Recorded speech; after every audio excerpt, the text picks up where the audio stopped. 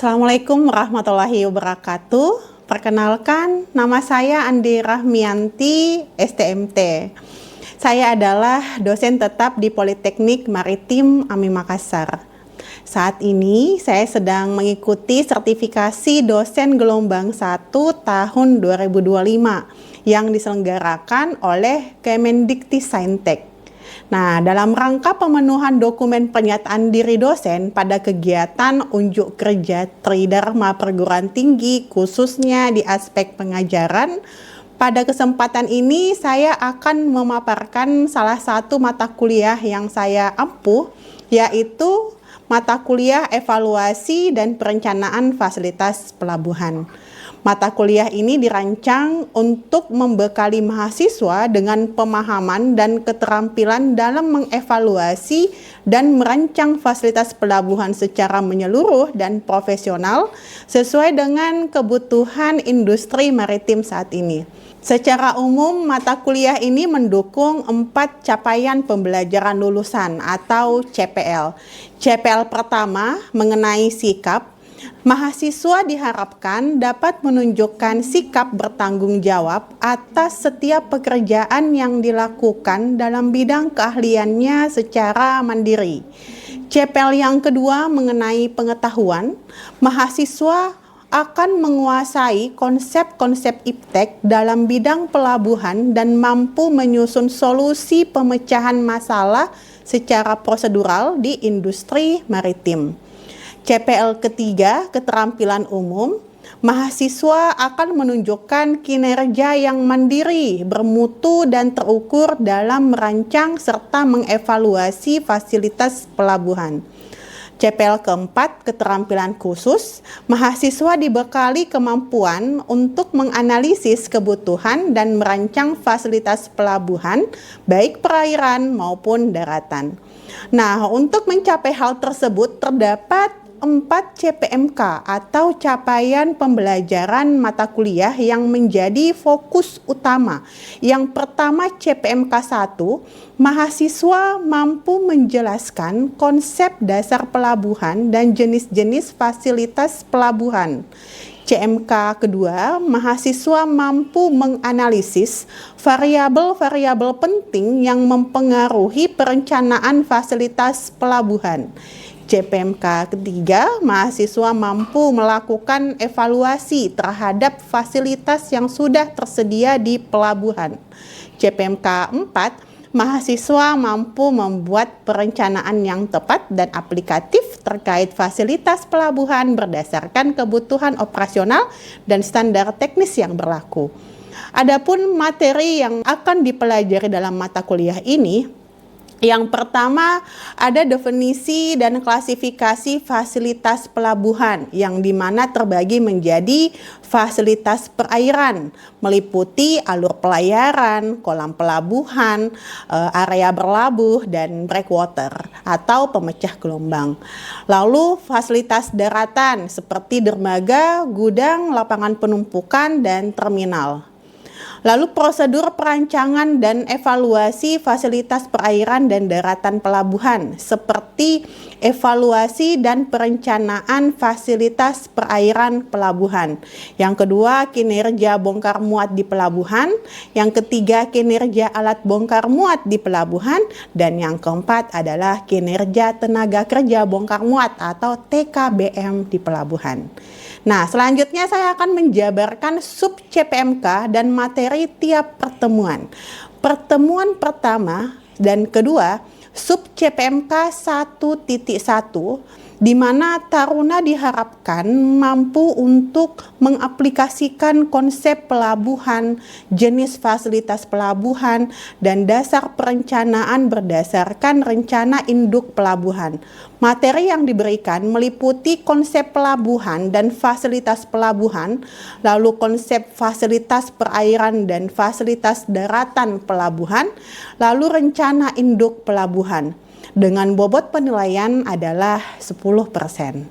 Di pertemuan 3 dan 4, sub CPMK 2.1, taruna diharapkan mampu untuk menganalisis fasilitas perairan pelabuhan, Materi yang diberikan meliputi konsep dari setiap jenis fasilitas perairan di pelabuhan. Lalu pentingnya fasilitas perairan untuk keselamatan pelayaran, lalu teori dalam menganalisis data variabel dan menerapkannya dalam perhitungan yang digunakan dalam merancang fasilitas perairan pelabuhan. Dengan bobot penilaian di pertemuan ini adalah 10%. Di pertemuan 5 dan 6, sub CPMK 4.1, Taruna diharapkan mampu untuk membuat perencanaan fasilitas perairan pelabuhan. Materi yang diberikan meliputi yang pertama, melaksanakan pencarian data yang dibutuhkan untuk melakukan perancangan fasilitas perairan pelabuhan. Yang kedua, dilakukan perhitungan dan menganalisis kesesuaian untuk merencanakan fasilitas perairan pelabuhan dengan bobot penilaian adalah 15%. Di pertemuan 7, sub CPMK 1.2, Taruna diharapkan mampu untuk mengaplikasikan konsep breakwater. Materi yang diberikan meliputi pengertian dan karakteristik beberapa jenis breakwater dengan bobot penilaian adalah 15%. Di pertemuan ke-8 akan dilaksanakan mid semester. Pertemuan 9 dan 10, sub CPMK 1.3, Taruna diharapkan mampu untuk menjelaskan konsep dermaga, jenis-jenis dermaga, dan prosedur perancangan dermaga. Materi yang diberikan meliputi konsep dermaga, jenis-jenis dermaga, alat tambat, dan beban yang bekerja pada dermaga dengan bobot penilaian adalah 15%. Pertemuan 11 dan 12, sub CPMK 1.4, mampu menjelaskan konsep setiap jenis tempat penyimpanan alat bongkar muat dan tenaga kerja bongkar muat muatan di pelabuhan. Materi yang diberikan meliputi konsep fasilitas tempat penyimpanan muatan di pelabuhan seperti gudang, terminal, dan lapangan penumpukan peti kemas. Lalu ada konsep alat bongkar muat pelabuhan berdasarkan muatan dan tempat penyimpanannya, dan juga konsep TKBM di pelabuhan dengan bobot penilaian adalah 10%. Di pertemuan 13, 14, dan 15 itu ada sub CPMK 3.1, mampu mengevaluasi kinerja bongkar muat pelabuhan, tingkat pemanfaatan dermaga, dan tingkat pemanfaatan lapangan penumpukan pelabuhan. Materi yang diberikan meliputi konsep waiting time, dwelling time, dan effective time. Metode evaluasi kinerja kegiatan bongkar muat di pelabuhan, lalu metode evaluasi tingkat pemanfaatan fasilitas pelabuhan seperti dermaga dan lapangan penumpukan dengan bobot penilaian adalah 25%. Melalui pembelajaran berbasis case method, mahasiswa diharapkan tidak hanya memahami teori, tetapi juga mampu menerapkannya dalam konteks nyata di lapangan. Dengan demikian, lulusan mata kuliah ini akan memiliki kompetensi yang unggul dan siap bersaing dalam dunia kerja maritim, khususnya dalam bidang perencanaan dan evaluasi fasilitas pelabuhan. Selanjutnya, silahkan simak video pembelajaran mata kuliah evaluasi dan perencanaan fasilitas pelabuhan. Video pembelajaran yang diberikan adalah pembelajaran pertemuan ke-14 untuk program studi bisnis dan logistik maritim. Materi yang diberikan berkaitan tentang konsep dwelling time dan waiting time dan evaluasi tingkat pemanfaatan dermaga di pelabuhan dengan menggunakan perhitungan berth occupancy ratio atau BOR. Mari kita simak video pembelajaran mata kuliah evaluasi dan perencanaan fasilitas pelabuhan berikut ini.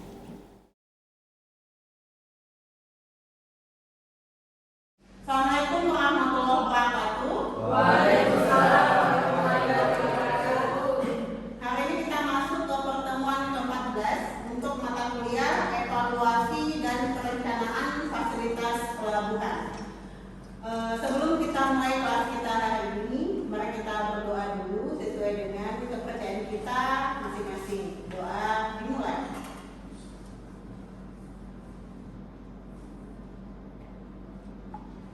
Selesai. Alhamdulillah.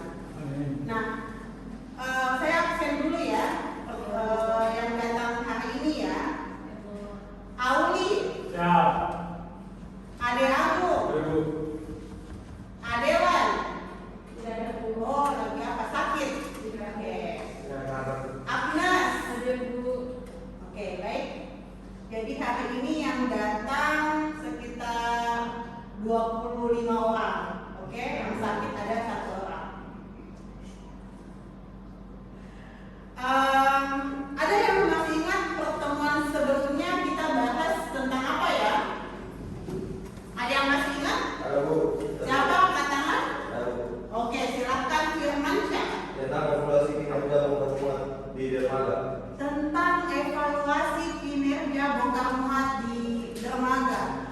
Minggu lalu itu saya memberikan kayak beberapa waktu yang harus dipertimbangkan dalam kinerja pelabuhan. Apa saja itu? Ada yang bisa katakan? Oke, Vera silakan. BT, BWT, MOT, idle time, effective time. Oke, jadi ada BT, ada BWT, ada NOT, idle time.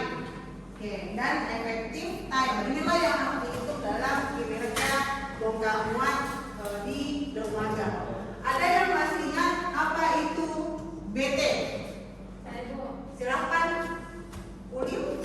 BT atau berting time adalah waktu sejak kapal mulai tambat hingga melakukan sampai selesai melakukan bongkar muat, lepas tambat dan pergi dari pelabuhan. Oke, terima kasih. Jadi BT ini adalah berting time. Berting time ini adalah waktu yang dihitung mulai kapal itu dia tambat sampai dia selesai bongkar muat, sampai dia berangkat dari pelabuhan. Oke? Nah, hari ini yang akan kita bahas hari ini masuk ke sub CPMK 1.3. Di sub CPMK ini kita diminta untuk mampu mengevaluasi kinerja bongkar muat pelabuhan, tingkat pemanfaatan dermaga, dan tingkat pemanfaatan lapangan penumpukan pelabuhan. Nah, untuk kinerja bongkar muat pelabuhan ini sudah kita bahas pekan lalu. Jadi hari ini kita akan membahas tingkat pemanfaatan dermaga. Oke. Nah, kita masuk ke evaluasi kinerja pelabuhan. Jadi evaluasi kinerja pelabuhan itu dapat diukur dari dwelling time dan waiting time. Jadi ada kata dwelling time dan waiting time. Apa itu dwelling time dan waiting time? Nah, jadi ini ada sebuah kapal. Saya ini dulu ya.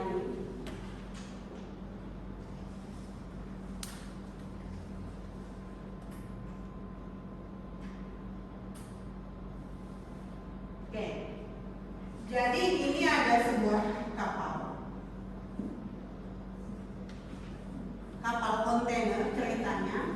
Lalu di sini ada dermaga. Oke. Seperti ini. Ketika kapal itu masuk ke dalam pelabuhan, dia akan jadi ketika dia tiba, dia akan menunggu dulu di kolam pelabuhan, betul. Jadi dia akan menunggu dulu di kolam pelabuhan. Nah, dari sini kapal itu tidak langsung bisa sandar, tetapi dia menunggu dulu. Dia menunggu sampai ini selesai. Jadi ini sampai dia selesai itu disebut sebagai waiting time. Nah, setiap pelabuhan memiliki standar SOP. Berapa standar waiting time di pelabuhan? Ya, dan ini juga tercantum di dalam peraturan Kementerian Perhubungan. Oke? Nah, selanjutnya adalah ini ada gate, ya, gate. Nah, di sini ada lapangan penumpukan atau kontainer ya. Nah, proses ketika dia bongkar muat sampai ke dermaga adalah kegiatan stevedoring. Ingat ya, jadi ini adalah kegiatan stevedoring. Dari dermaga ke lapangan penumpukan kegiatannya cargo doring. Itu pun sebaliknya ya, cargo doring. Dari kontainer yang sampai dia keluar ke gate ataupun masuk ke dalam. Jadi kalau keluar disebut sebagai ferry. Kalau keluar kontainer.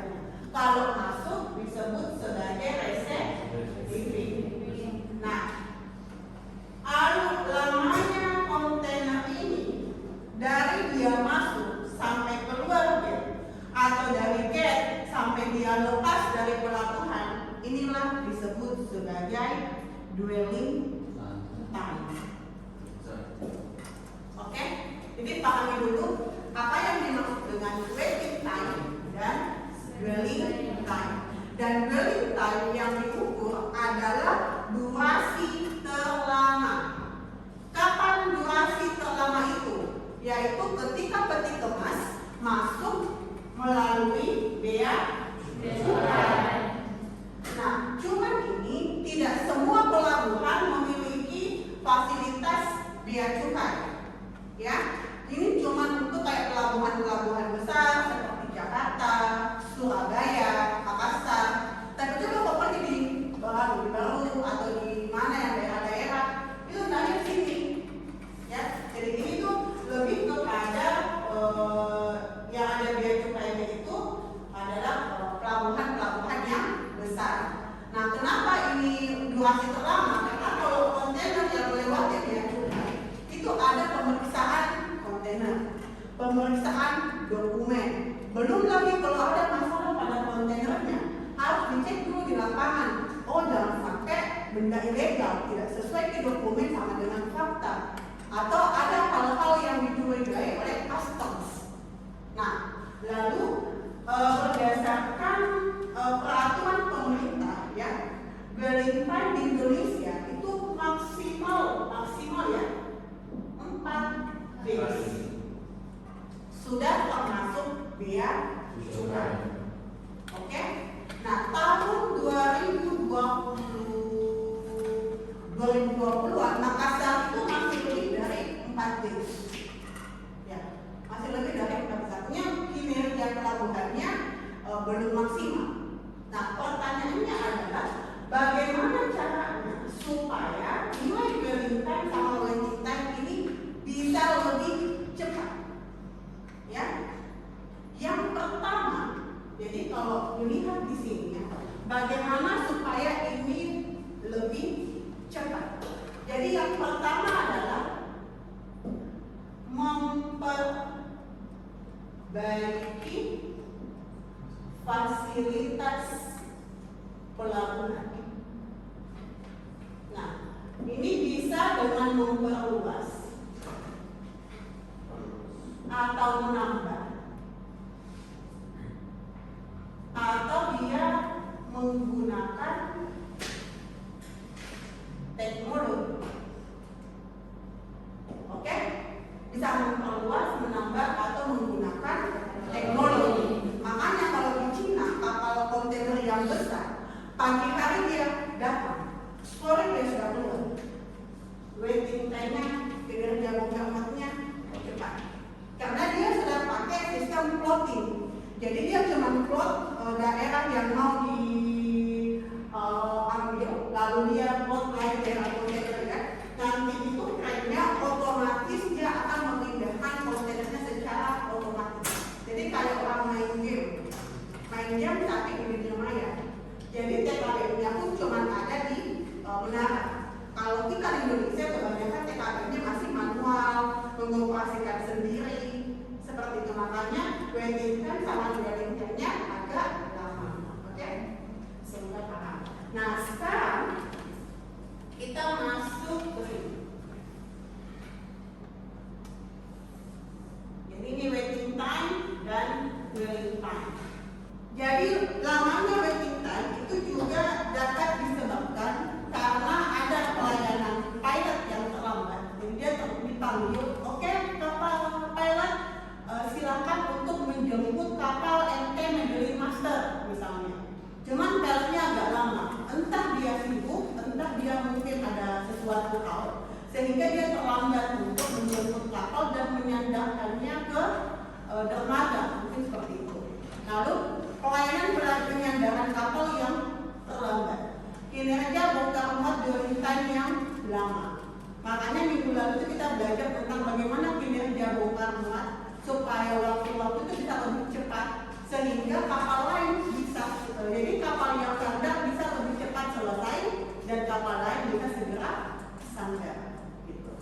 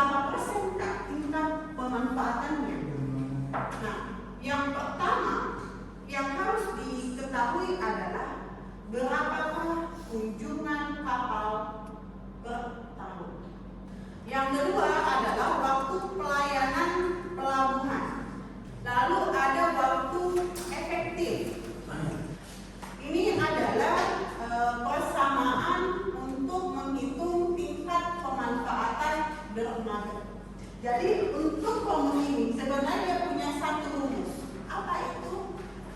BOR sama dengan waktu yang digunakan dibagi waktu yang tersedia. Jadi kapasitas atau bukan waktu ya, bisa juga kapasitas yang digunakan dan kapasitas yang tersedia. Oke? Nah, yang digunakan ini bisa dua cara untuk menghitungnya. Yang pertama melalui jumlah tambatan, yang kedua berdasarkan panjang kapal dan panjang dermaga. Oke? Kalau dia menghitung berdasarkan jumlah tambatan, maka kita hitung berapa jumlah kapal dalam satu tahun dikali rata-rata. Jadi kalau dia tambah rata-rata ini per kapal tambahnya berapa jam. Kemarin itu kita ada tugas ya, ada tugas untuk mengumpulkan data. Oke, silahkan dihitung dulu berapa nilai bornya, lalu kita akan evaluasi. Oke? Jadi ini kan ada nilai bor 70%. Oke, jadi ceritanya kalau ada sebuah meja yang dipakai itu baru 70, idealnya 70%, ini idealnya. Ya. Nah, sedangkan di sini dia cuma 51%, artinya ada potensi yang harus digali lagi supaya dia naik 70%. Jadi kalau dia kurang, beberapa cara yang bisa dilakukan oleh pelabuhan itu dia mendorong produksi. Ini kan bagaimana bisa naik ini? Nah, ini bisa naik kalau banyak kapal. Bagaimana supaya banyak kapal? Artinya kayak penghasilan daerah-daerah atau produksi itu harus meningkat. Kayak dia kirim barangnya lewat pelabuhan, semakin banyak kapal yang datang untuk dikirim keluar Makassar misalnya. Sedangkan kalau dia kurang, ini baru tahun 2018. Kira-kira di 2020 berapa persen? Berapa? 96%. Cukup? Bagaimana kalau dia lebih? Ini bakal banyak waiting time. Jadi hal pertama yang bisa dilakukan adalah memperbaiki teknologi atau menambah jumlah tambatan. Oke? Itu yang terjadi di Makassar. Di situ di Pelabuhan Nusantara itu kan dia sudah tidak bisa lagi menambah tambatan, mau ditambah kemana? Kiri bisnis, di kanan juga sudah full. Akhirnya apa? Muncullah Makassar Newport. Karena ini sudah tidak bisa ditambah lagi. Makanya Makassar Newport muncul untuk menambah jumlah tambatan. Jadi yang ditambah adalah jumlah tambatan atau mempercepat waktu tambat. Waktu tambat bisa dipercepat kalau kita TKBM-nya disiplin atau kita menggunakan teknologi supaya bongkar muatnya lebih cepat. Oke, semoga paham ya. Ada lagi yang mau bertanya? Silakan. Untuk apa kita melakukan evaluasi nilai bor pelabuhan? Untuk apa kita melakukan evaluasi nilai bor? Oke. Kenapa Kementerian Perhubungan harus capek-capek minta sama kampus, misalnya UNHAS, tolong dong lihat analisis nilai bornya pelabuhan ini.